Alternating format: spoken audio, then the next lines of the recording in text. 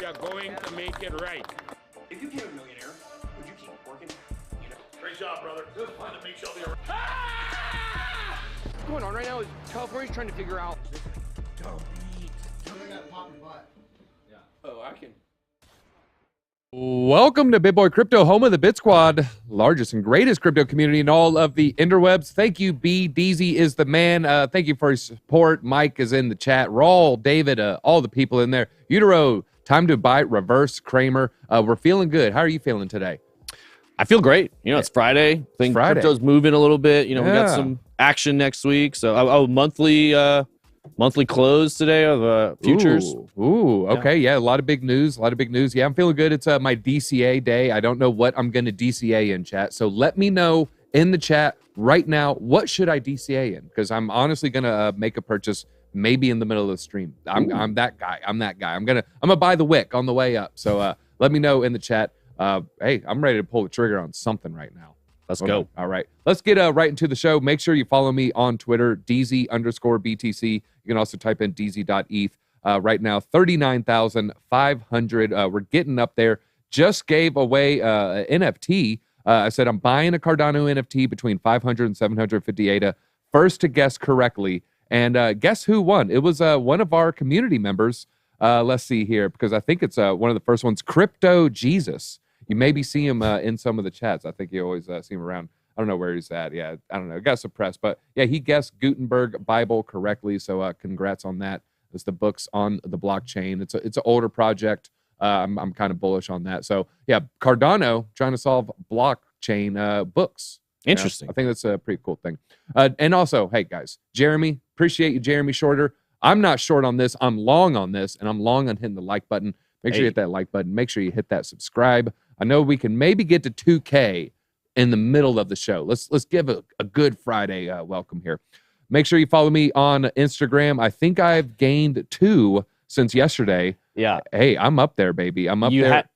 I saw your story yesterday. You had me dying about the Hit Network bathroom pushing P. I'm all about it. Yeah. So we have the Sonos Sound Network at the Hit Network building, and our bathrooms have music. And when Jen was here, Jen's on the book tour. It was like Enya sound and stuff, just real soft. And, you know, so it reminded me when I was a streamer and I had to listen to non-DMCA striked music. Yeah. Where it's like just the SoundCloud, just generic.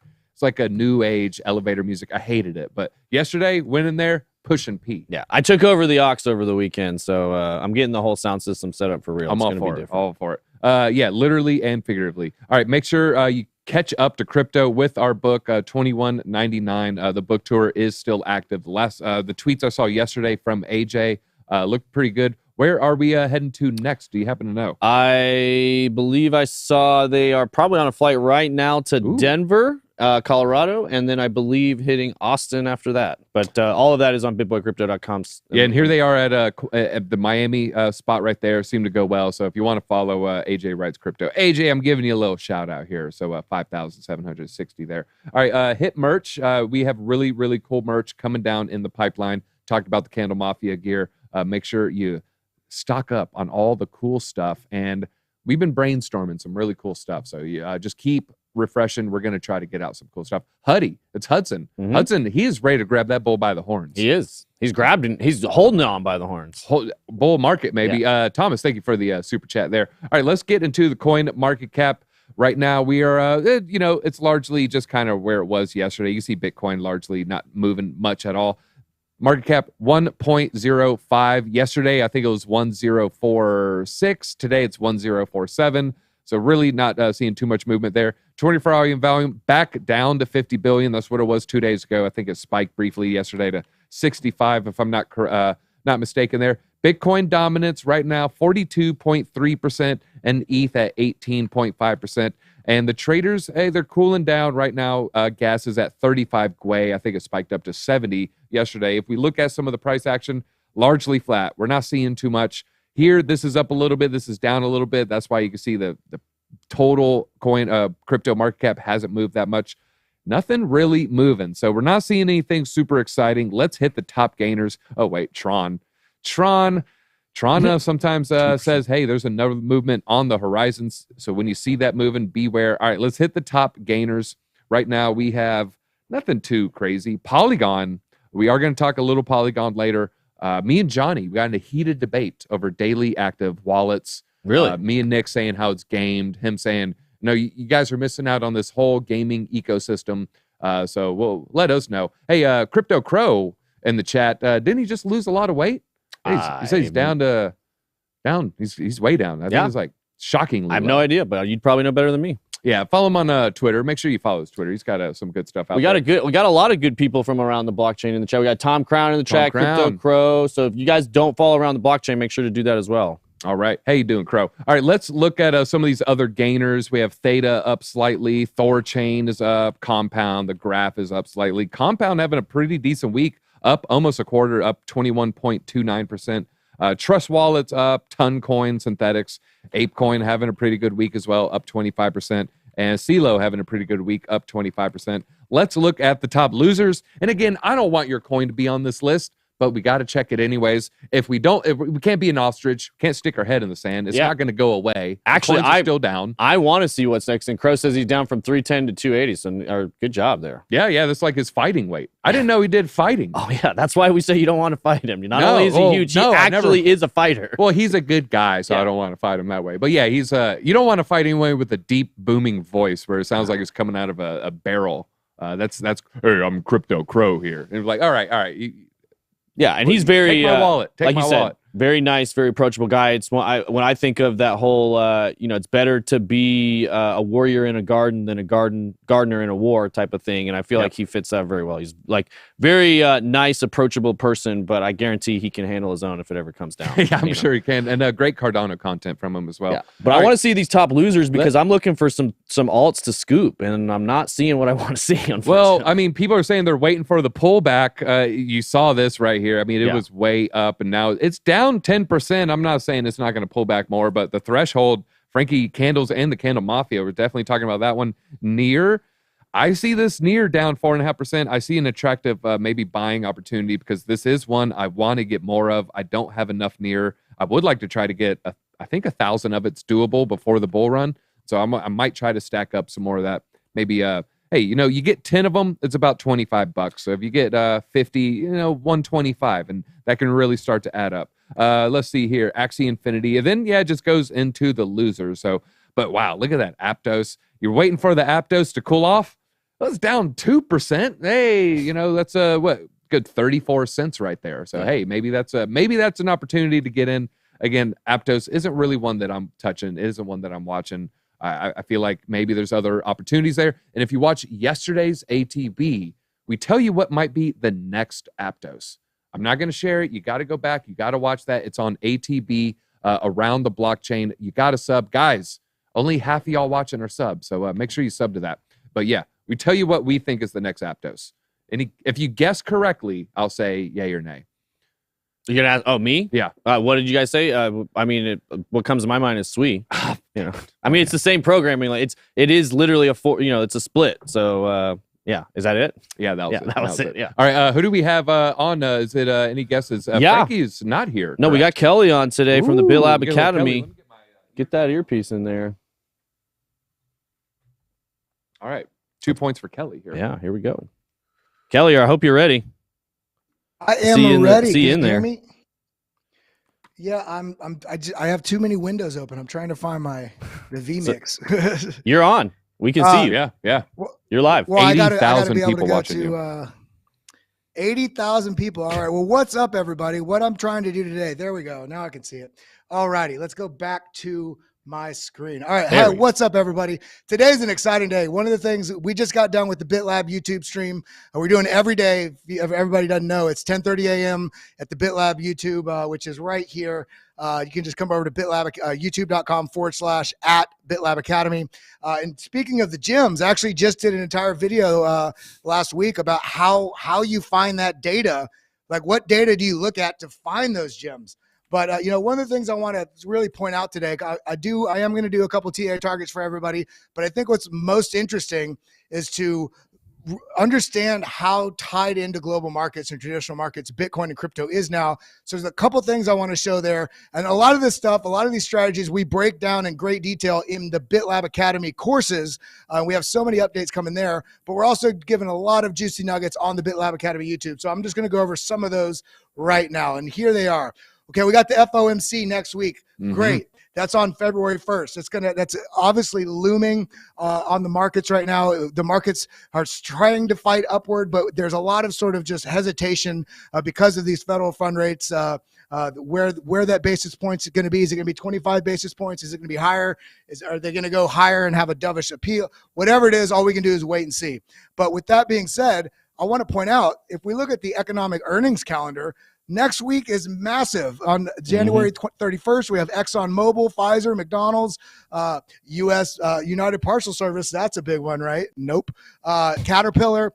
And then the next day, same day as FOMC, we have Meta. Still hate that name for Facebook.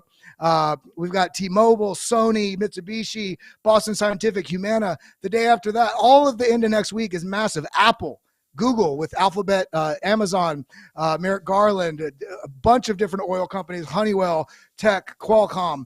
There's so much going on next week that we need to just take note of before we just go all in on longs, all in with leverage, because we need to practice safe approaches to the market. And if you are going to go long, right now is a spot market. Where we're at in the market, and I want everybody to take this to heart, is we need to really take this market cycle trading cheat sheet to heart. This is similar to the sentiment cheat sheet, looking at Wall Street, the fear, anger, despair, disbelief, but that doesn't teach us anything. Whether it's this one that you use here or somebody else's, look at the different actions you should be taking based on the macro market cycle and where you should be, what your plan should be. I think based on all the signals that we're somewhere down here, which is the same as over here, this accumulation zone. But what people need to realize is this small push up that we have here on the price action does not mean we're in the bull market. This means that we're making bullish headway, and there's signals that we need to look at to get a clearer picture. So a couple of the things I wanted to point out is the large trader call buying. This is showing historically low levels on traditional markets, which is also marked about the bottoms of those traditional asset prices. Similarly, the stablecoin supply ratio. I'm not going to go into this one because I have a better chart here in a second, but this right here, the market cap ratio, the gamma exposure, this is showing similarly lower than it was in these previous market bottoms. So traditionally speaking, based on a lot of signals, there is argument to be made that despite the looming recession that everybody thinks is coming, there is still room for a large rally, whether this rally is going to get for traditional markets up to previous all-time highs and rejected, or if it's just going to be a smaller relief rally, or we're going to just negate the recession altogether. Either way, all we can do is play the data as we see it and trade and invest accordingly.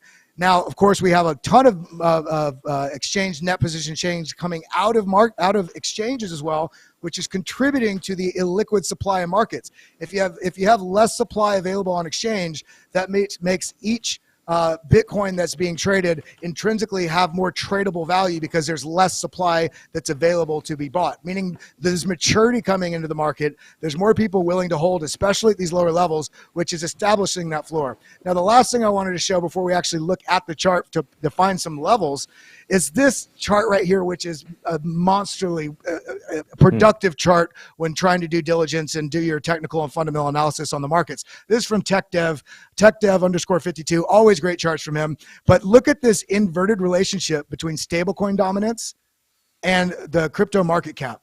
When this goes up, that's also coinciding with the market bottoms. Okay, when this rolls over, this started rolling over here, stablecoin dominance, as just before the price started going up. Well, what is this and why is this? Because if you have people that are getting very integrated into the crypto ecosystem, a lot of these people like to keep their assets and their capital still readily available within the crypto market. So they may not want to be holding Bitcoin while it's falling, but they also don't want to transfer out of crypto into fiat and then have to transfer back when they want to go back in. So what happens is, as this market's maturing and stable coins like USDT, USDC, and other ones, those are the two predominant ones, People move out of holding assets like Bitcoin, Ethereum, Cardano, whatever crypto asset you're holding, and they basically put it, as Will Clemente calls it, dry powder, meaning you have this capital on the side ready to deploy. Now, the interesting thing here, this is also very tied to the same relationship Dixie or the dollar index has with the coin market cap, with where the market's moving up or down. And as the Dixie goes up, the market tends to fall. Similarly with the stablecoin dominance. And if we see right here, this has broken this level of support on this, and is starting to break down as price is starting to push up, but is getting ready to break free to move the upside. And this is also, look at this, the Dixie was foreshadowing that by moving down ahead of that. Now we can also see this on the actual technical signals with the stablecoin dominance RSI broken this massive trend line that went all the way back to 2021. Similarly with the Dixie RSI, completely broken out of that. So there's a lot of sort of technical data available to traders and investors that we've got some room for upside. Now, one of the things I just pointed out on the morning stream for BitLab is the fact that although we are pushed up, I want to double click on the screen, shrink the indicators. We always need to look at our macro, midterm, and then micro. Look at your chart first with the weekly and then zoom down for better resolution. We have not broken this with conviction yet, this massive downtrend. Now, we are on the cusp of it. If we come down to the 4 hour, we can see that we are trying to establish this at support, but this also goes back to what I was just talking about with the earnings and with FOMC. This also, we can see that hesitation in the market here. But so what are we looking at for levels from here in the very short term? I can do this in under a minute. Let's go down to the 2 hour. I'm going to double click on the chart again, bring up the BitLab trading stack here. What we can see on the hidden volume is we can see there's some bearish and bullish divergences back and forth. This is showing complete indecision with traders, volume coming into the upside and then volume coming out to the downside. So this is signaling that there's indecision in the market. And we're also seeing this in the relative extrema with, basically to the extreme to the upside, and even with the small move down, extreme to the downside.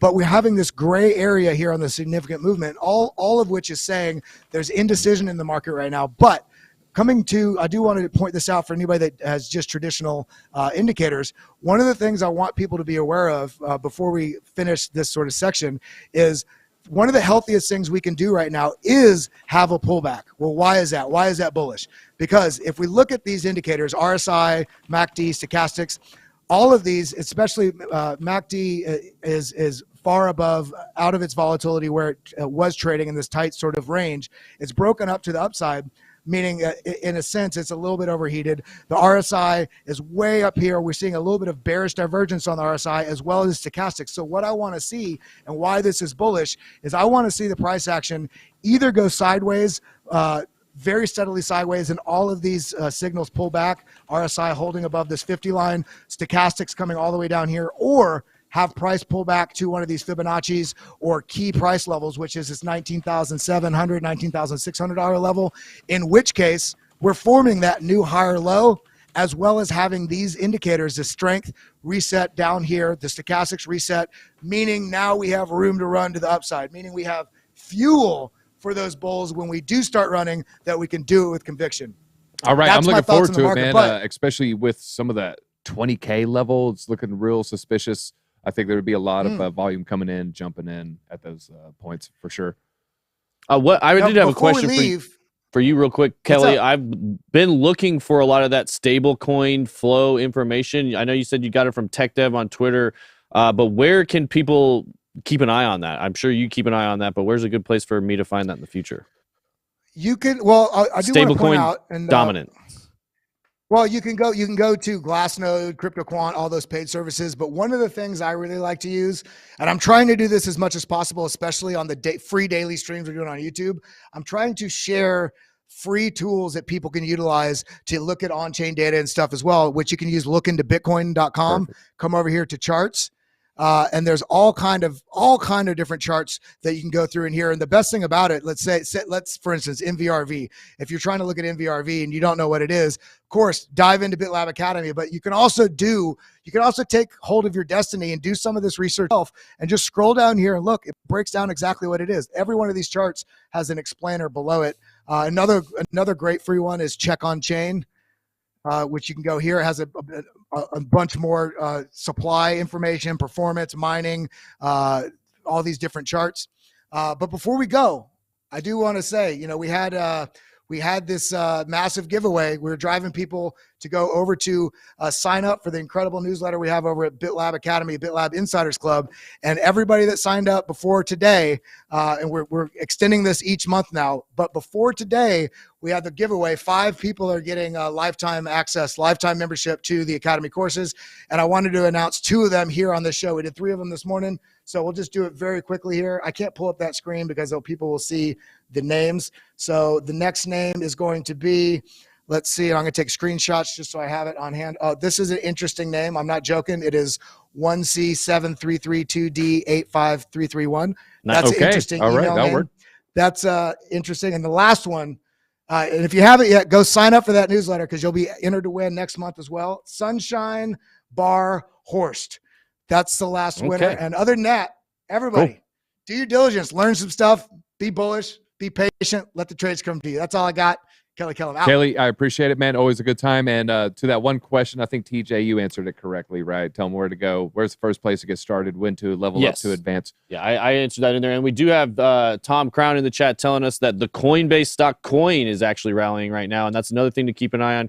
We know tech stocks have been getting pounded, specifically crypto stocks. A lot of publicly traded companies like Core Scientific, running into insolvency issues. A lot of people, a lot of hate on the coin stock as of late, but I could see those, blockchain stocks starting to rally as we move into the next cycle as well. Yeah, let's pull up the 4-hour chart on that. You can see a nice little candle right there. If we pull the 15-minute, you just see a nice little upward trend, especially on this 4-hour. It's just been got battered down to $32, and then it's just all the way up to 58. So almost a 2x there. So almost from $30 to $60. So Kathy Wood, I know she got in pretty low. I don't know if she caught the exact bottom, but if she did, very, very good job. So, and real quick, I had to pull that off. It was an echo. I hear myself. And so you know what that's like when you're trying to talk and you hear yourself 1 second later. It's brutal. Want to hear more about Near? It's just a L1 that I'm interested in, and it's one of the ones I'm looking at. And Tom Crown, come to Atlanta. Yeah. Come to Atlanta. Do it. Yeah, man, there's so many cool people. You come over every Sunday. Right. Well, I'll make you some spaghetti. All right, let's talk about some Bitcoin stories now. Let's get into the show. Bitcoin skyrocketing by over 50%, and this is very doable from these current levels, according to Alex Kruger.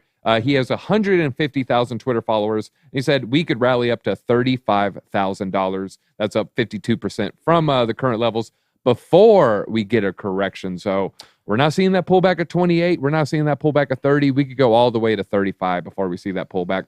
Ask whether it could fall between 19 and 20 this year after the surge. He said it is probable, but notes that 23 is more likely. So he says 23 could be that key level of support. And he says that the Fed Open Market Committee, the FOMC, continuing to be in favor of hiking rates and other tightening measures is likely to impact the crypto markets. Adding that will happen during the next Fed meeting is still up in the air. Now, we keep talking about the basis points. I want to say they're 99% sure it's going to be. So if you do want to go against the grain there, check out some of those predictive markets. Put your money where your mouth is. Probably some pretty good upside if it doesn't go where everyone says. But when I looked 2 days ago, it's like 99% of the people think it's. It will be 25 basis points. If not, it just will be. I'd be shocked if it wasn't. Yeah. But we did miss Twitter Buzz. There was a couple decent. Oh tweets yeah, in let's there. get into it, man. Yeah, let's do those real quick. I love Twitter Buzz. One of my favorite sections. Just in, this is from Bitcoin Magazine. U.S. Senator introduces bill to have all restaurants and vending machines in Congress buildings accept Bitcoin. All right. Interesting, huh? Yeah. I think that's it's one of those subliminal things. I think it's good in a long enough time frame. It's not going to change the 88-year-old, person that's representing a wealthy district on the West Coast. Yeah. It's not going to change that person's mind.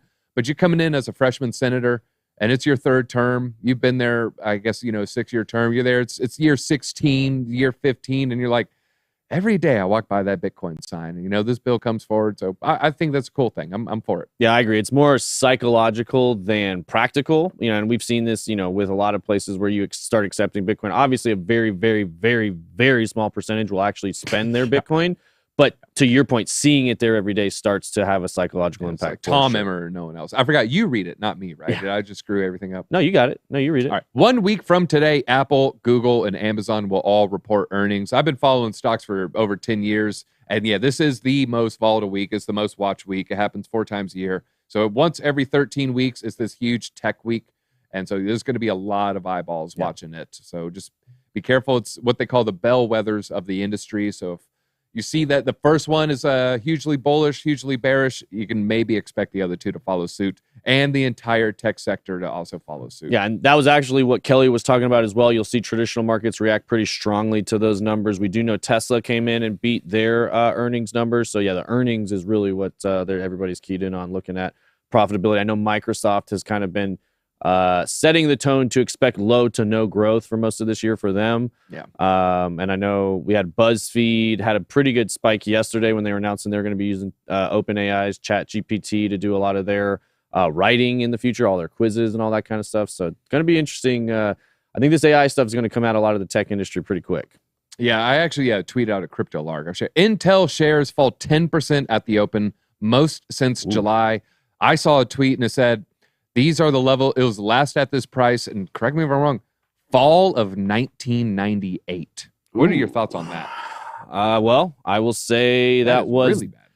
That was a beginning of a pretty good run too. I mean, it was kind of a little bit of it's probably the end of the, what they would call the .com bubble, but then tech did end up going on a really good run through the 2000s all the way to 2007. So, just I don't put too much weight on it. I know there's a lot of weight in chip manufacturing and a lot of the stuff that component production, there's a lot of politics going involved in that right now. So, I wouldn't put too much weight on it, but it's going to be an interesting week for sure.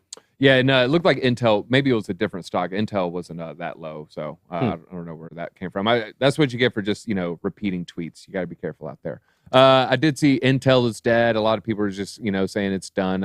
I guess a lot of people are all about that Taiwanese TSMC is where all the buzz seems to be. All right, let's keep talking about Bitcoin here. This is, I saw, kind of looked at the stories this morning. This one kind of freaked me out. Put a 1 in chat if you want Tom Crown to move to Atlanta. I'd put a 1 if I had it up. Yeah, right let's now. go. Put a 1. Come on, everybody. Tom, you want to do it. Just do it. Yeah. Just do it. We'll hook you up, Tom. We'll get you set up right. Sell 100 Litecoin, okay? It's not going to have all-time high. I'm just kidding. It will. All right. Bitcoin Fear and Greed Index enters greed zone after 10 months of being into the fear. This is after it remains stable at 23K going into the weekend. And this is the first time it's been in this greed zone since March 30th of 2022. And not only that, they're saying it's firmly in that greed zone, mostly because it is up 40% year to date, all the way from below $16,000. And here you can see it. They say it's firmly in there. I mean, I don't see that as like being super, super firmly in there. It's barely in there, squeaking by 5 points past 50. But yeah, these are typically the areas you want to sell. These are typically the areas you want to buy. You just, honestly, you follow that metric, you will be rich. Yeah. Why do none of us do it? I do it. I mean, I talk about it all the time. When you see it in the red, I mean, it's the selling part that's hard. The selling part is hard. Yes. Yeah. I mean, like I'm not, and I don't swing trade right now. Like I'm still in a position, like 20, the difference between 23 and 19.5 to me isn't all that dramatic. Yeah. And this is obviously a loose indicator. It's more of a fun thing to look at, but it's pretty true to reflecting sentiment there. And if you can see, we're ready for a cool off. I was tweeting yesterday, kind of jokingly, some of the stuff that some of these big traders, somebody's looking at a watch, somebody's looking at an island, somebody's looking at, I forget what the other one was, a boat or vacation or something. It's like, yeah, it seems like local top is in, give us a week or so to cool off. Let's get past these, the FOMC meeting and some of these earnings. And then, we got plenty of time to make that move up. Don't let your FOMO kick in too hard that you've missed the bottom and this market's gonna run away from you. I think you've got time. Yeah, I saw one that said NFT founder flying first class. Does that make you bullish or bearish on NFTs? I was like, okay, I don't know. it depends how long they've been flying up. As long as it's not a mental health break. There was a super chat there, the micro pick. Yeah, I went hatless. I went hatless on on the basement show, and I might do the same thing there. I'll never do the pigment deal because I'm just gonna shave it completely. Pretty soon. No, a lot of people love that, guys. If you missed Blockchain Basement yesterday, I'll drop it in the chat right now. You better go check it out. A lot of good comments for one of DZ's alter egos. Yeah, I don't know if you saw Andrew Tate. You know, they just you can see that he had a suspiciously accurate line there for his hairline right there. Then it got a little thinner past there, which normally doesn't happen. And so maybe that's why he shaved. Well, you know what they say? There's no such thing as ugly people, just poor people. It's like money fixes a lot of problems. There was a quote. He said, God made perfect heads, and he reserved it for those without hair or something like that. And I was like, okay, that's, all right, sure, whatever. All right, let's talk about Jim Cramer. I've seen a lot of chats talking about Jim Cramer. I knew the bottom. I think crypto is being manipulated higher. I have no problem saying it. It's like the first time I've agreed with him in years. I do think anytime it's super, super low or super, super high or suspiciously long amount of days it's been in one direction, I feel like there's maybe a little manipulation, but also, like the Value Hunter said, Jim, shorts are just getting smoked here. They admit manipulation with crypto, but ignore the entire financial system. Why doesn't he say that one? Yeah. And this game, I had to mute. I am so sick of seeing this stupid game. If you own a mouse, you'll never turn off your computer again. Yeah, I muted this ad. I don't know why. I muted it this morning. I've been sick of seeing it. But I don't like seeing ads in the middle of replies. I think that's a newer thing on Twitter. I don't remember having that. Like, it used to just be on your feed. I don't like it when you're scrolling through replies and all of a sudden there's an ad there. It drives me crazy. But I will say, I don't think this is really manipulation. And I think look, it's an open market. It's a free market. People are putting money in and pulling money out, and that's moving the price up and down. So I don't think it's necessarily straight. I think it has to do with, futures expiring. And yes, you want to call, if whales are moving money around, when it's working against people, they call it manipulation. When it's working for them, they just call it a bull market. So, but to your point, there's way worse stuff going on the traditional markets. I was reading, Citadel. I mean, that stuff is so insane, and they're just pure negligence by the SEC not to respond to it. I mean, I don't know how there was some outrage when they turned the buy button off on Robinhood when they were trying to short squeeze GameStop. It was short-lived. But yeah, it didn't last very long. I'd have to ask, what was the next big thing that happened after that? There had to be something, because it just wasn't in the zeitgeist for that long. It was like, we we're all mad, and then something else. Then we moved on, and then all exchanges went insolvent. We were really distracted. I guess that whole 3AC thing, Terra Luna happened. Here's someone screenshot. I guess I don't know if this is Hannah. I don't know who did this. Blockchain Basement. Is that Eminem, DZ, Tate, and then someone. That was so funny. I don't know if you saw that. Yeah, yeah. It's actually kind of funny. Someone screenshotted that. That's funny. Yeah, that's funny. You got to go meme that. I put scratch and sniff. I didn't know what else to put. But what is back there? Is that her knee or something? I don't know what she's putting. She's got her hand on the computer. Oh, okay. She's scrolling the mouse. Yeah. All right. Let's talk a little Bitcoin here. Maybe I'll do it again today. You have to pop up. You're gonna have to see it for yourself. Major adopters news for Bitcoin. Point of sale giant. I'm so used to proof of stake. Point of sale giant Clover says starts the Lightning trial here. Of course, this is as Strike CEO Jack Mallers announced via Twitter, the Bitcoin Lightning Network went live yesterday with Clover. He announced that Strike is now integrated partner with some payment giants, which is Clover's parent company. And then now there's a pilot integration that's going to allow people to accept Bitcoin as merchants. That's the most Jack Mallers tweet. Yo. Yeah. I'm just going to leave it at that. But let us know. What do you think about Jack Mallers? I've seen him speak live. He was very passionate. Yeah. I'll just say he was very passionate about what he was talking about. I like Jack. He's doing a lot of really cool stuff. He is doing a lot of really cool stuff. People say, it's builders. We need more builders in the space. Well, he's like one of the top builders in Bitcoin when it comes to the point of sale. Like your grandma using Bitcoin. If you want that future, not everybody wants that, but a lot of people want the future where you buy the cup of coffee with Bitcoin. A lot of people want that. He's one of the top people working to make that a reality. Yeah, definitely. So, let us know. Do you want to spend Bitcoin to buy that cup of coffee? I always say, 6 months out of the 4-year cycle, it's like the smartest thing you can do is spend your Bitcoin. Sometimes it's actually hard to sell crypto unless you're actually buying some, because if you're like me, you don't like to put it in just a boring stable coin, just have it sit there in a wallet like an idiot. Maybe if you're, I want to buy a car, a boat, a house, a pet, stick of gum, everything in between, that's when it's good to spend Bitcoin. But again, 6 months out of the 4 years. So 87.5% of the time, you don't want to do it. All right. U.S. institutions account for 85% of Bitcoin buying, and it's a very positive sign, according to Matrixport. The head of research suggests that the industry will soon see Layer 1 and other altcoins outperforming relative to Bitcoin.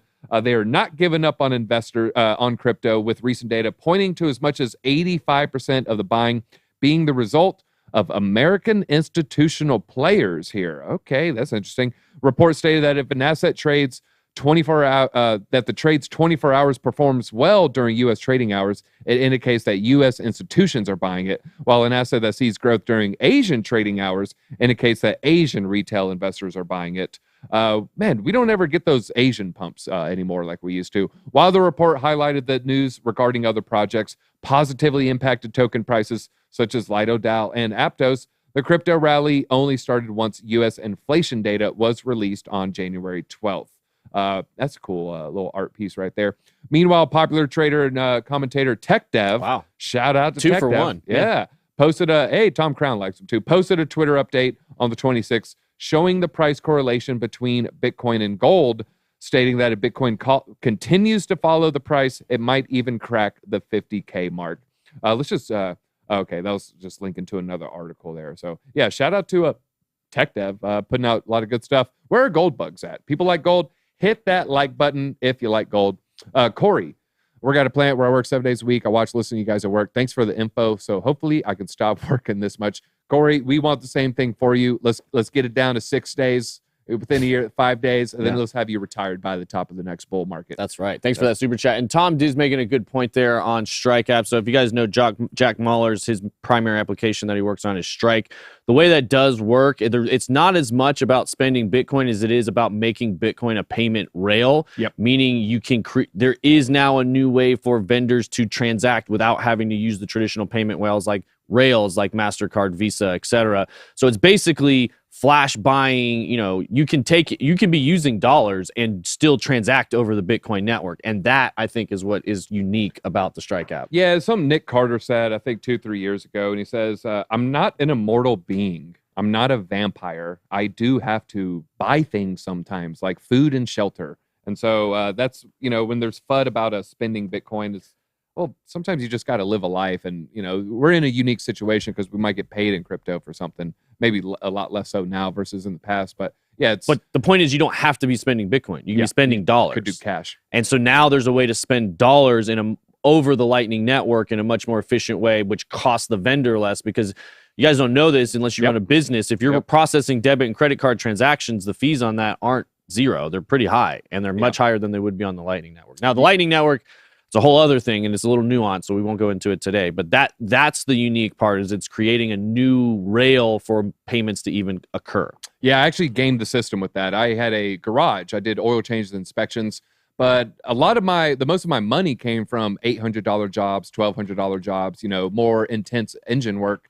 And so I remember shopping around with the credit card vendors, and I found one that had extraordinarily high fees per swipe, but they had by far the best percentage rate. And I think it was like 50 cents a swipe. It was like, so every time someone swiped it, I was charged, I think, 49 cents or 42 cents. But it wasn't like a 3%. But it wasn't, and I had a really, really low amount. So when I'm swiping, 5 oil changes at $30, but then you have 3 engine works for $800 a piece, I ended up, making out like a bandit. I don't think they liked me too much. They're like, man, this guy only ran the card 3 times and he did like $3,000 in sales. Like, what the heck? He's pays to be here. Smart, All right. Gold holds steady as traders eye U.S. inflation data. Gold bugs, where you at? Again, hit that like button. Hit the like button if you like silver more than gold, like me. The gold price steadied on Friday after robust economic data was seen as fodder for the Fed to keep interest rates high for longer. But caution ahead of inflation data and policy meeting next week put a floor under the bullion prices right here at $1,930 per ounce, retreating nearly 1% from the previous session. The gold futures are flat as well, right around the same level, 1930. The dollar index, meanwhile, largely steady, making greenback price bullion a less attractive bet. However, this weakening of the rate hikes by the Fed has long since been priced into gold, so it would take a move that doesn't conform to expectations to significantly impact the price. But like we said, predictive markets say it is in, the fix is in 99%. Sometimes you would see a 60, 40, 70, 30, but now it's like, I don't know, it's just this information's front ran, it seems like, just the last few Fed minutes. Do you have a hot rod? No, I don't, but I do want a big body. I will never buy a Lambo. I'm tall, I'm big. It's just, I would look like a goofy getting out of there. My crypto made it car would be like 69 Impala, nice. 72 Impala. That's what I was just thinking. We need a classic car. We were talking about that right beforehand. Johnny in here also loves classic cars. We need some sick classics going on. Yeah, you get me and Johnny in some like lowriders, right? Yeah. Like, I mean, we both have the look a little bit. I'd have to put this look on, Yeah, there you go. Yeah. That'd be me. Johnny, he already has the look. He doesn't need any help. But all right, a DeLorean, man. Yeah, we used to I have see you somebody in a DeLorean. Actually, one of our old editors' boyfriend used to have a DeLorean. He'd bring it around. I remember. What's Jasmine? Jasmine, yeah, and Shout out to Chris Jasmine. was her boyfriend. So yeah, Hope she's doing well. She All right, is. let's talk about the 2023 rally here. The Bears, an eerie resemblance to last summer's head fake. This is according to was a morning brief. It's been risk on for investors in the first few weeks of 2023. NASDAQ has gained 9% after losing 1/3 of its value last year. So down 33% and then barely up 9%. So still a ways to go to hit previous all-time highs. Tesla is up 30% year to date. ARK, Kathy Woods, we just mentioned her. They're up 20% in 23. And from their low, Netflix shares have more than doubled from their lows reached last year. Netflix, that's a pretty good attractive buy right there. There is a little bit of competition in the streaming space, but they're still pretty solid. So far, price action in January bears an eerie resemblance to that of July 22, when risk assets rallied and rates fell as investors bought into the idea of the soft landing. Remember the soft landing? The CPI release earlier this month showed prices rose 6.5% over last year in the final month of last year, a marked slowdown from the 9% high seen back in June. Annual inflation rate drops. You can see it here spiking. Oh, look at that. The 80s was a scary time. We have to ask Tim about those days. Here we go all the way. Yeah, then you saw the big spike, the 9%. This was the one we were saying, guys, it's really double digits. There's no way in heck the inflation rate is 9%. We were seeing the metrics this month. It was eggs 30%, automobiles 40%, energy. You would look at the entire list.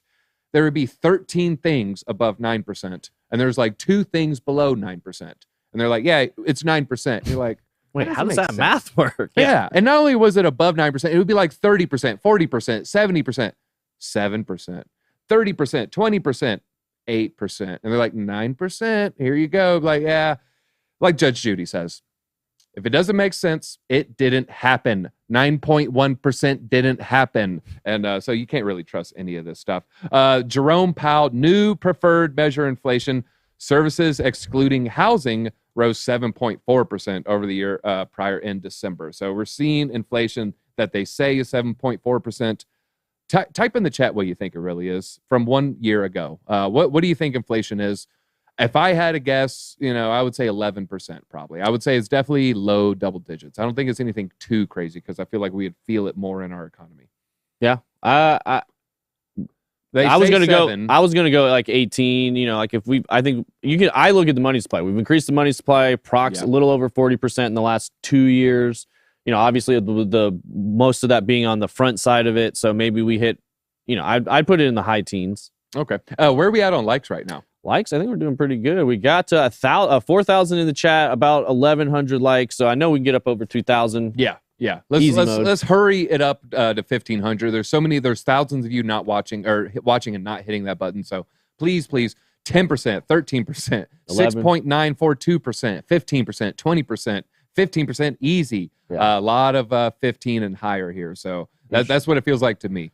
As people say, real inflation based on the 90s numbers is around 20%. Yeah, like I said, if you start adjusting for inflation, that's what really starts getting it interesting. So okay, and when they say 90s numbers, I'm assuming they mean the metrics they used 20, 30 years ago. So yeah, because that's the other thing. They always change the numbers of what they're measuring to come up with, like what the inflation is. If it's like gets too bad, they'll just change the metrics, like he was referring to earlier. Yeah, it reminds me. I remember reading a book as a child, and it was a utopia where everyone was equal, but they had a baseline, and if you're stronger than the baseline, they loaded you down with weights. And if you're more attractive than the baseline, you had to wear an ugly mask. And it's like, see, everyone's equal. You don't get equal by pulling down the top people. You get equal by pushing up. And right now, it's the rich getting rich. And right now, we need to raise the bottom. We need to raise it's like 350 million Americans. Let's stop worrying about the 1 million, right? Let's worry about the 349 million. That's what I want to worry about. I think a lot of people are focused on, at least here in this country, the phrase equal opportunity, but they conflate that with equal outcome. And equal opportunity doesn't, it doesn't equate to equal outcomes. It will actually should equate to very different outcomes based on who does what. And I think, Yeah, you want it to be equal opportunity than a meritocracy. That's what you want. Sleazy Deezy equals more likes. Hey, hit that like button, please. All right, car titles issued as NFTs in testing phase throughout this state, California. California's DMV will test the Tezos network for the digitization and transfer of car titles in the state. So shout out to all the Tezos fans there. This one you've talked about a lot. Yeah, right? I actually bought a lot of Tezos while I bought Tezos, Cosmos, and Solana all at the same time. Crushed it, obviously, with Atom and Solana. Tezos, I mean, it 2x or something, 3x maybe, but it wasn't nearly the move that Solana did, so it was kind of boring. I think I've since sold it, but I do know it's very prevalent, West Coast, very prevalent to the audience that cares a lot about being green. It's very green blockchain by design. And this story also doesn't surprise me. When we were out in California talking to legislators, this was exactly the type of thing they were talking about. Vital records, the way the DMV stores information, the way they store birth certificates, death certificates, all that kind of stuff is very, very dated, and it's very, very easy to lose that information. So this, I think, is very interesting to me for NFTs starting to be used this way. I do think part of what's going to cement their use case going forward as a technology is going to be in a lot of this really boring stuff. Now, obviously, there's going to be a lot of great, fun, entertaining things that happen with gaming and music and metaverse and the entertainment side of NFTs. But I think it's really going to start to pick up traction with a lot of this really boring stuff, like, putting DMV records as NFTs. Yeah, that'd be funny. At the DMV, instead of like submitting a ticket, they're like reading the .eth names. They're like, all right, Paper Planes, 102X, no, Brokoshi, Windows 7, DZ.eth, please come to Windows 9. Well, and this might be a little overly optimistic when it comes to government and technology, but in theory, if some of this stuff does start to play out and work, I mean, obviously, there would be a way we could start interacting without ever having to actually go into the DMV. And you just go online, you scan your thing, all your information's right there. It's private. You're not worried about too many people finding it. But, that's a long ways off. Yeah, when you go to bribe the cop who pulls you over, you just pull out your MetaMask. Right. You're just no longer like QR shaking his hand with the folded 100. You're like, Yeah, exactly. It's just like that. All right, the DMV is testing Tezos to digitize car titles as NFTs. So specifically car titles here. The venture comes from a collaboration between the DMV, Tezos, and crypto software development company Oxhead Alpha. The DMC is a state agency that registers motor vehicles and boats and is responsible for issuing driver's licenses. The chief digital officer of the California DMV, Ajay Gupta, said the agency hoped to finalize its shadow ledger. This would fully replicate the state's title database. That'd be cool. It expects to do this in the next 3 months, with consumer-facing applications following after. This would include digital wallets. This is super bullish. I love seeing this here. Authorities in the U.S. have seen open to using blockchain tech for various purposes. However, they've shown increasingly amount of displeasure against high-yield products. So they don't like the yield, but they do like NFTs as your car title. NFTs surviving, birth certificate gets a little bit sketchier.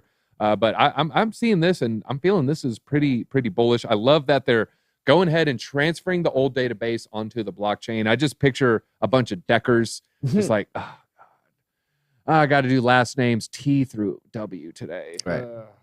It's going to be a whole lot of that. Yep, just power through it. Shout out to Decker. Trump NFT is now half an ETH. There's no way. Hold on. Wait a minute. Is that true? That is insane if true, because what did they launched at $100. What's about half an ETH right now? 800? Yeah, approximately. I mean, the ETH is that. Now, this is one that we had covered. I just don't believe that could. Holy crap! Wow. All right. We actually faded generational wealth yet again. Okay. All right. Shout out to the people that minted. What was it to get dinner with them? Like 50 or something like that? I have no idea. All right. I don't know if it's 50. You give me dinner with Trump or 25 ETH. I'm taking 25 ETH. Okay, that's a lot of ETH. Okay, It is a lot ETH of could hit 10K, could hit 8K, could have maybe only hit 6K, 7K. Oh man, that'd have to be a really good dinner. And I expect that dinner to be like 100 people. Right. You're not having You're KFC getting- with him one-on-one. Yeah, you're getting like 4 words in. Man, if you got 50, but then it's going to be 1 ETH next week, and they'll be like, "You told me to sell." Yeah. I don't know what the heck that thing's going to do. All right, It's fascinating. It's fascinating to see what strong brands can hold up and which ones don't, because there's more to than just a big name and a drop for it to be successful. We've seen plenty like Jordan, totally, just not do anything, but it's always interesting to me keeping up with this NFT stuff. It would be a very full McDonald's. That's pretty funny. Y'all see the news? There'll be a true blockchain bank, first blockchain bank. That sounds pretty cool. FBB. All right, I'll keep an eye out for that. What do you think the Joe Biden ones would be worth? I don't know. Let us know. What do you think it'd be? No, we don't need to do a poll on that. I have very low opinions of all politics, so you don't want to get me started on that. All politics. So. Hey, I'm a 4 or libertarian, 5, guys. If you can't tell, 0.45, I want man. less government and less politicians. I don't care what side of the aisle you're on. I want them gone. All right. Amazon to launch gaming-focused NFT initiative. This is actually huge news. If this happened during a bull run, this would be like a true bull run. We would be going nuts. One example of initiative allowing the Amazon customers to play crypto games and then claim free NFTs is currently being developed. They're launching this initiative focusing on gaming and related NFTs in the spring of 23. The deadline for the launch is set as April. One of the sources, this is an Amazon executive here, talking about what this evolved. We knew it was possible, but now it seems like it's really happening. That's going to affect the existing players in the space if they execute and do this right and are smart about it. And so even though the plan is at least to do one NFT collection, it is just quickly snowballed from there. The new initiative will be launched on Amazon proper, even though their popular web hosting platform, AWS, posted job ads for Web3 developers over the past few months. So the question is here, did the AWS posting, are those people now working on the Amazon project, or is AWS having separate blockchain people come to work? They might be working on blockchain in 2 of their pillars of their industry, which is, of course, the Amazon proper, which to me means, the app where you buy and sell goods, the Amazon Prime. They're trying to make a super app, guys. I've talked about this before. From what I've heard from, just their grander plans, a 10-year, 20-year timeline, Amazon wants a super app where it'll just do everything. It's your shopping, it's your news, it's your weather, it's your entertainment. Amazon Prime Video. It's just literally going to do everything. You're talking to it in your home. It's setting your temperature. They want it to have encompassing everything. And so with that is blockchain gaming. So that's letting you know, as part of their super app, they see blockchain gaming, NFTs, and gaming as being a huge pillar. So makes me very, very bullish. What are your thoughts on that? Yeah, I mean, I think we've seen Amazon making big moves. Amazon was one that people mentioned as soon as you start looking at blockchain technology. It makes sense for them to be getting involved with. Obviously, it's a big, huge company, huge brand. There's going to have to do it very methodically and systematically. I believe Enzo Mining in the chat mentioned this. Didn't they just partner with Avalanche? I believe that is true. I know. Yeah, they got another thing with Avalanche. Yeah, too. we covered that story a week or 2 ago. Obviously, Avalanche pumped on that news. Not sure, I don't know the details of that partnership. Like I said, this is going to be definitely a brand to watch. They're going to be using blockchain technology, just like all brands will over time. But yeah, this is a big one. Yeah, huge. Just bought my Bill Clinton NFT. Okay, all right, that was good. Not going to touch that one with the poll. All right, Elon Musk says offer. Let's talk a little Mickey D's, baby. Elon Musk says the offer to McDonald's on accepting Doge is still 100% open. The CEO of Tesla and Dogecoin supporter, and some rumor that he has the largest Doge wallet. I'm not confirming or denying. It's just a rumor that's floating around. Commented that he's still open to the idea of eating a Happy Meal live on TV, providing they accept Doge as a form of payment. I will eat a Happy Meal on TV if they ever accept Dogecoin. It all started when they asked on Twitter, "What did I miss?" And then he replied, "Oh, hi, LOL." Now, that would be pretty huge. The post has garnered several responses, while some expressing optimism that the fast food chain would reconsider accepting Dogecoin. I feel like he wouldn't accept just one branch, one sole proprietor. I think he'd want like a corporate push. And that just seems like it'd be a tall order there. I don't know if they can pull that off. What do you think? I mean, I feel like we talk about the larger the corporation, the slower that they're going to move.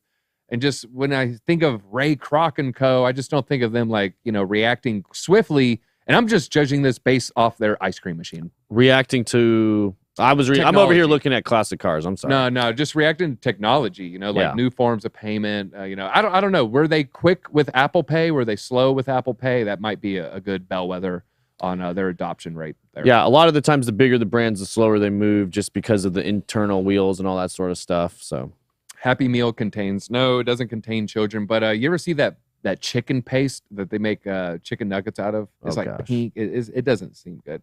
All right, let's talk about Sam Bankman-Fried's mother here. The mother and brother not cooperating with the financial probe, FTX lawyers say, seeking to locate allegedly misappropriated funds, aka seeking to locate stolen FTX customer funds.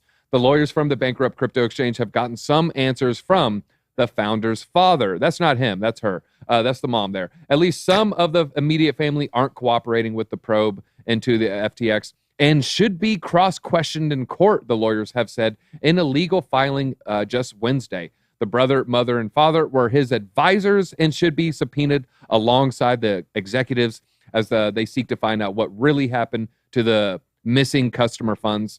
FTX wants to know who received stolen funds and what communication they had with executives, but alleges that some of the witnesses, hey, look, they're not playing ball despite requests to cooperate voluntarily. The mother, Barbara Fried, has ignored the request altogether, the attorney said, while the debtors have not received meaningful engagements or any response from the chief engineer or his mother, or Sam's brother here, Mr. Gabriel Bankman-Fried. Discussions with them are ongoing and expected to lead to a consensual outcome. Lastly, the request will be discussed at a February 8th hearing in a bankruptcy court in Delaware. So we'll have the February 8th. That's the end date there. We'll find out whether or not they cooperate. I want to know who the two missing names are. Who signed his bail. It was a $150 million guaranteed loan, right? With 150. yeah, 150 somebody, million? and this is completely unconfirmed. I have no idea where they got this information from. Somebody on the comments somewhere, I don't even remember what platform I saw it on, was claiming it was Goldman Sachs that had signed it, and that's why the SEC is looking into them right now, and that's why they were easily, just cleared it. But I mean, obviously that's a long shot, but it was just that's an interesting theory, I guess you could say.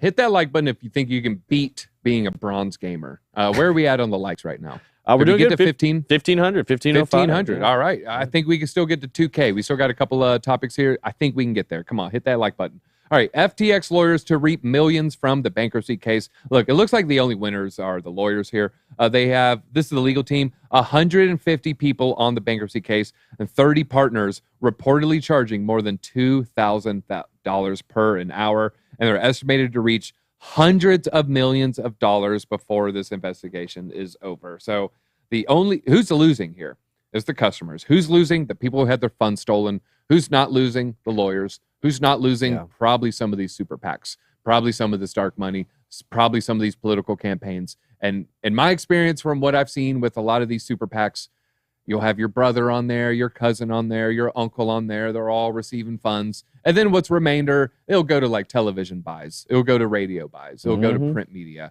But meanwhile, the grift is on and everyone lines their pockets. So a lot of those people, they probably won't have to claw back any money. They probably won't be clawed back. They won't have to give away anything. The people who lost money, like the customers, they're going to be left with 60 cents on the dollar, 10 cents on the dollar in a shrug and say, oops, I'm sorry. It's corrupt. It's bullcrap. And Gensler didn't do a good job, Elizabeth Warren. He didn't do a good job. He failed. He failed. All right, let's talk about CoinDesk woes. Of course, shout out to Wendy. Wendy was catching a little bit of heat for this. Charles Hoskinson would be the worst thing to happen to CoinDesk. Charles Hoskinson recently went live on Twitter to discuss the bankruptcy of crypto exchange Genesis and how the company DCG may sell its media arm CoinDesk. He expressed interest in buying the company and has the journalist nauseous. He hadn't seen any books or financials, but he estimated it'd be around $200 million to buy the crypto news desk there. Welcome to his version of journalism, which veracity bonds are meant to hold journalists accountable to the truth. In his version of reality, every negative article has either been due to lazy journalists or those so fired up to defame him because, well, just cuz. So it looks like, wait a minute, is this another? Okay, this isn't CoinDesk. I was about to say, all right, this looks like another journalist coming after Hoskinson here. There's a lot of it was all over the node stuff when they had a slight slowing down for I think several minutes where 40% of the nodes were offline or 60% were offline, 40% were still running. Transactions were still happening. People were still able to send, receive ADA, still able to buy NFTs. It slowed down. I don't know what the exact parameters were from 3 seconds to 30 seconds. I don't know what the numbers are exactly, but it was a slowdown, and he took umbrage to how they framed it, how they framed the story. And then the live podcast, there's a clip. It's like 40 seconds. It's been making the waves around crypto Twitter. So there's a lot of there's a little animosity right now between Huskisson and CoinDesk. Yeah, I'm not surprised. He's like I've said a lot with Cardano and Charles. He seems to be outside the circle, so to speak, of the players that all work together within crypto, like the digital currency group people that own CoinDesk up until this point. But I think it's a shame. I would be interested to see a true independent owning CoinDesk. I'd be interested to see if we could get some more honest journalism going on. We know, obviously, they're incentivized to push their own stuff, and I'm not saying CoinDesk does this, but we use it. It is a good resource for crypto news. We use it every single day. You see a lot of CoinDesk articles on this channel. I was kind of like Elon Musk buying Twitter. I kind of thought it'd be interesting to see somebody outside stepping in and acquiring a major blockchain media company, because what I don't want to see is it going to traditional media players right now. And I think that's the most likely person to buy it is one of these giant media conglomerates that already own, television channels, streaming channels, et cetera, and, the BlackRocks of the world to, again, use this to continue doing what they do. And let me just show a little support for Wendy. Wendy, I hope you end up seeing this. There's a clip where Wendy was kind of giving a framing like from the Fudster's point of view. She kind of jokingly will call it, I think, maybe she said Cardano. I know one of the other guests did. She's jokingly, she knows how to pronounce it on purpose. She's kind of kidding. But she said, yeah, what's going on? It's crashing. It's down. These nodes, it's failed. She kind of gave the, hey, here's the FUD angle. And she gave the other guests, there's 4 guests on this CoinDesk podcast. And so she presented the argument like, hey, here's all the FUD. Yeah. And then he kind of gave a flippant answer. He said, you know what? I don't want to talk about that. I want to talk about Charles Hoskinson buying CoinDesk. And then that clip got taken out of context. And there's a lot of pushback. But I just want to just kind of look at the whole thing, look at the whole broad picture there. There's a little snark, a little sarcasm, and, it's kind of being taken literally. And I think it's kind of just an unfair assessment there. I don't know. Just want to give a shout out to Wendy. We love Wendy here. Wendy's great. All right, let's talk a little XRP. Where's the XRP family at? Where's the XRP army? Smash that like button. We love XRP here. Brad Garlinghouse welcomes Ripple's new president. I don't know if you saw, they got a new president here. Monica Lang, the newly appointed president. She has been with the company for over 9 years. So inside promotion here. The company behind the Ripple blockchain and its native token has appointed the new president. This development comes amid the company's heated legal battle with the SEC. Starting the year off on a high note, we're excited to share longtime Ripple and general manager is now president. You can read more here about her appointment. And she's been with them for a long time, having joined them as director of communications all the way back in 2013. And she entered the scene when they only had 10 employees. So she's only the 10th or 11th employee there. Garlinghouse further acknowledged in a tweet that has been one of the major catalysts of its growth over the years, highlighting her brilliance and effectiveness. And so coming with a lot of praise there. So I wish her the best of luck. Hope they do a good job. And I'll say this about, if you thought that they were going to lose, would you take the job as president? Maybe. If you thought they were going to win, would you feel comfortable taking the job? Heck yeah. Heck yeah. Absolutely. So, I'm not saying, that's a sign, but I'm saying it's a couple grain of sands on one side of the scales, not the other, just a couple grains of sands. It's not a 10-pound bumper plate. That's what Taco uses, the 10-pound bumper plates. So he looks real tough. It's not that, but it's a couple grains of sand there. All right, real quick, I got into a heated debate with Johnny. Johnny, where are you at? Johnny, you here? I don't know where he's Johnny's probably at. out getting some lunch. Heated debate over this metric. Polygon flips Ethereum for daily active addresses as Matic surges 10%. The active addresses is now currently 340. Ethereum's is 320. According to Token Terminal. They've surpassed number one, though, BNB chain with 800,000. And my only thing was the daily active users. To me, that should be daily active wallets. I feel with Polygon and Binance Smart Chain, it might be gamed a little bit more when you're playing a lot of these really cheap games with really cheap gas fees. You tend to sometimes have people run 10 accounts, 20 accounts, and what does that mean? 10 wallets, 20 wallets. We've all seen the Pokemon Go meme with the Chinese guy on the bicycle, and he's got 40 phones. There's people who really do that. And for some of these like Solana and stuff, I just feel like you got to be real careful when you see the daily active user numbers, because it can be gamed just like GitHub admissions there. But what are your thoughts on that? I would say, so what?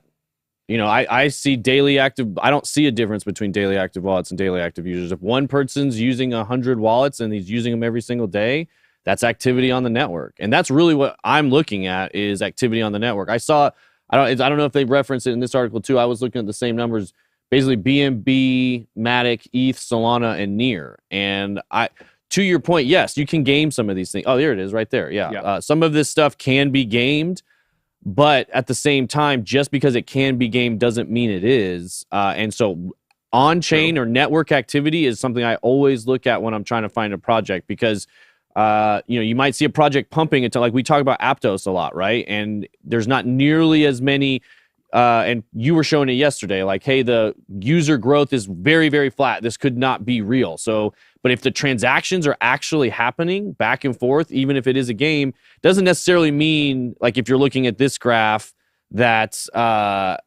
BNB is that much more valuable than Matic, is that much more valuable than Ethereum. Obviously, Matic is processing the transactions for Ethereum. But to me, seeing growth in these numbers is very bullish to me. And it is part of what I look at when I'm looking at projects. Part of why I like Near, because it's up there.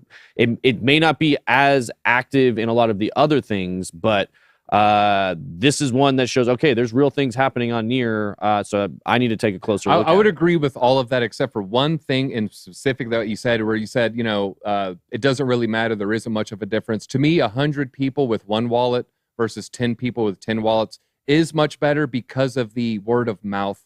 And, 10, sure, you can try to have 10 Twitters, but you're not going to have 10 times the output. So to me, it's like 10 times as human beings telling their neighbor, telling their friend, telling their spouse, telling, the people on Twitter. And so to me, that's when it comes to community, it does matter just on that specific thing. Yeah, I agree. It does definitely matter. I mean, Twitter's a perfect example. Like, they report daily active users, and you can have 10 different accounts if you want. You can have 5 different accounts if you want. And plenty of people do. And so you can get into the nitty-gritty of those numbers when you're trying to decide, is this one better than that one? But generally speaking, as a whole, I think it's a great metric to use when you're assessing a chain. Yeah, well, I looked at the top Polygon game, and it said 20K daily active users, but then they had only 30K Twitter followers, and their tweets were just like getting nothing. I was like, this isn't 20K human beings. This is 20K wallets. And so that's why this game isn't as popular as if it was 20,000 KGs and crypto stashes, out there like shouting out the game, instead of 10% of that number saying, hey, go play this game. And I do think that's a better, when you're looking at specific applications and specific games, it is, you do want to judge it a little more harshly when you're looking at the network as a whole. Yeah. Because there's a lot of different variables when you're not going to get a game blown up when it's 500 people circled. All right. Let's see. Is that all we got? Do we have any quick hits? I trimmed my mustache this morning, y'all. I did pull a question from earlier. I don't know if you have a specific answer for this. Yeah, I saw that. Some of the other ones I have to look at. My price prediction for Cardano is based in reality a little bit. I don't really see there's going to be huge psychological resistance at $10. I don't think we hit $10. I don't think we hit $9. I think we hit $8 and change with Cardano. XRP, XLM, I'd have to look, and Gala, HBAR. I'd have to all look at those previous all-time highs. Gala, here's an important point. And as far as I know, no gaming token has ever had a second bull run. And when I mean, I don't mean oh yeah, Bitcoin pumped and they instead of falling 95%, it's only down 92%. No gaming tokens ever had a second all-time high, a second bull run. Will we see it? It's certainly possible. I'm kind of leaning against it happening just due to how these games work and how they have daily issuance and how they have so much selling pressure. And if a game is 2 years old, there's going to be 1,000 whales just ready to dump on that new set of players. I don't know. I kind of want to be wrong, but just have that thought. Has there ever been a gaming token have a second bull run? As far as I know, it's not. Cornucopias, I know that is one I am kind of bullish on. I probably will buy some Kopi. I think it's on multiple chains. It's a Cardano-based game. There are some gains to buy, but Kopi is a newer coin, so it didn't have a huge spike in 21 as far as I know. And so, I don't know, just something to think about. Be careful out there. There's a lot of game metrics. We just want y'all to protect your wealth. We want you to protect yourself. Protect yourself or wreck yourself. I think that's all we got time for today. Until next time, easy out.